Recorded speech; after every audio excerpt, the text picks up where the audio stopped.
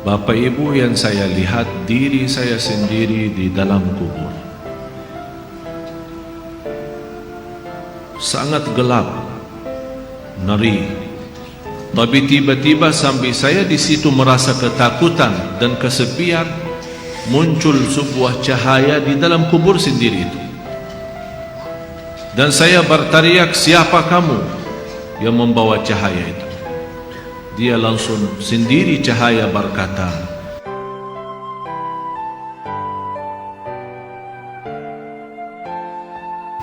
saya semalam menerima kiriman SMS, seorang ibu meninggal dunia. Biasa kalau kita mendengar berita ada orang meninggal dunia, karena kita semua akan menghadapi kematian. Tapi yang luar biasa, peristiwa yang terjadi saat dimakamkan. Anaknya menceritakan saat dimakamkan di antara kekuburan, begitu mendekati kuburan tempat ibunya, malah semua jamaah yang ada di saat itu sangat terasa harumannya kuburan itu. Harum sekali, keluar semacam wangi yang luar biasa, sampai orang pada pandangannya kepada yang lain, barangkali di antara jamaah yang membawa wangi-wangian yang bagus, tapi ternyata tidak, mengalir dari bawah keluar, sampai ada yang malah melihat asap-asapnya. Asap ini bukan asapnya kebakaran, tapi asapnya itu karena wangian dari masuk dari kuburannya. Sampai dikuburkan, malah kata anaknya, begitu saya sendiri yang nurun memakamkan, mengkuburkan ibu saya, sampai saya dan tanah saya sendiri membawakan tanahnya menutupi kuburannya. Pulang ke rumah saya mandi dan mencuci tanah dengan sabun, tapi masih terasa tanah saya harumnya luar biasa, sampai tidak bisa kehilangan. 3 malam masih tersimpan harumnya itu. Saya bertanya lewat SMS, apa kelebihan ibu kamu? Dia bilang, ibu saya biasa, malah orang awam, bukan wanita yang apa gitu, tapi awam-awam biasa. Tapi setahu saya, ibu tidak pernah tidur sebelum membaca surat Al-Mulk, Tabarakalladzi biyadihil mulk. Saya langsung menjawab, itulah yang Allah hantarkan kepada ibu kamu. Dan inilah berita gembira bagi kita semua, sesuai janjian Rasulullah sallallahu alaihi wasallam. 30 ayat syafa'at li sahibiha min azabil qabr. 30 ayat yang telah membawakan syafaat bagi orang diselamatkan dari siksa kubur.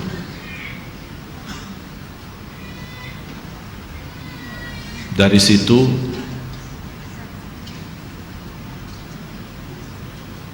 seperti kebiasaan, ambil wudu, saya witir duluan, kemudian tidur. Apa yang saya lihat dalam mimpi? Bapak Ibu yang saya lihat diri saya sendiri di dalam kubur. Sangat gelap, ngeri, malah terasa seramnya luar biasa, sampai tidak bisa saya bayangkan di saat itu. Tapi tiba-tiba sampai saya di situ merasa ketakutan dan kesepian, muncul sebuah cahaya di dalam kubur sendiri itu. Dan saya berteriak, siapa kamu yang membawa cahaya itu? Dia langsung sendiri cahaya berkata, saya surat Al-Mulk, Tabarakalladzi biyadihil mulk. Saya sendiri di malam itu tidak sempat membaca. Saya bangun kaget, saya ambil wudhu lagi dan membaca surat Al-Mulk, baru saya tidur lagi. Saya memberikan nasihat kepada semua jemaah yang hadir. Tolong sampaikan pesan ini. Jangan tidur belum baca surat Tabarak, karena kita tidak tahu kapan saatnya menghadapi kematian. Bisa jadi itu tidur kita adalah tidur yang terakhir dari dunia ini.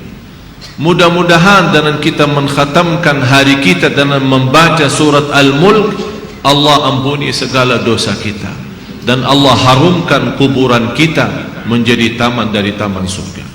Al-Mulk surah yang luar biasa dahsyat. Saya mohon, biarpun ibu-ibu sedang halangan tidak salat, tetap mau tidur, ambil air wudu dan baca surat Al-Mulk. Baca surat Al-Mulk. Siapapun kiainya, siapapun ustaznya, siapapun dokter yang melarang kita sebagai wanita membaca karena lagi halangan, saya sekarang berkata, ibu-ibu sedang halangan, baca surat Al-Mulk. Karena saat kematian tidak akan bisa membedakan kita lagi suci atau lagi halangan, mati-mati. Dan Allah Maha tahu niat kita. Dan lebih baik saat kita membaca sedang halangan, jangan megang Al-Quran langsung, menyentuh Al-Quran langsung, sebagaimana saya jelaskan, bagi sarung tangan atau bagi HP kita. HP kita yang isinya Al-Quran, buka surat Al-Mulk di HP kita dan kita baca. Karena di situ anda bukan megang Quran tapi megang HP. Begitulah kita rasakan. Kalau ya Allah, seandainya engkau mencabut nyawa saya di malam ini, saya sedang halangan, tapi ya Allah, saya membaca surat Al-Mulk. Niatkan diselamatkan ya Allah dari siksa kubur. Dan harus kita yakini, kita di umur-umur kita di dunia kubur jauh lebih panjang daripada umur kita di dunia. Bisa malah ratusan tahun. Ada di yang sudah di alam kubur 1000 tahun. Ada yang lebih. Kira-kira bisa terbayang 1000 tahun. Apalagi ummah yang terdahulu. Oleh karena itu jamaah sekalian, waspadalah, berhati-hatilah. Marilah kita sama-sama menjaga kebaikan itu. Karena sungguh inna rahmatallahi qaribun minal muhsinin. Sungguh rahmat Allah sangat dekat bagi orang yang berbuat baik. Sangat jarak kita menuju ke akhirat sangat dekat, sangat-sangat dekat. Malah jauh lebih dekat daripada rencana kita besok.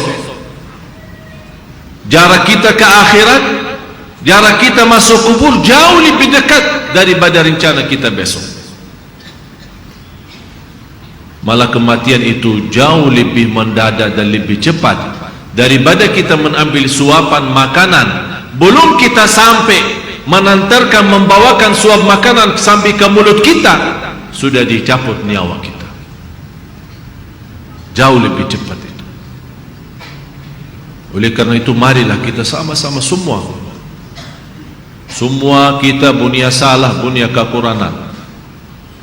Apa yang kita senang melihat nanti di hari kiamat, jangan perbuat. Apa yang kita ingin ketemu nanti di hari kiamat, silahkan. Apa yang kita takut dan malu dilihatkan oleh Allah nanti di hari kiamat, jangan berbuat. Dan apapun yang kita tulis, senang kita ditunjukkan oleh Allah, silahkan tuliskan. Kalau kita malu dilihat nanti oleh umat manusia dan dilihat oleh para malaikat yang menjadi saksi, jangan tulis macam-macam.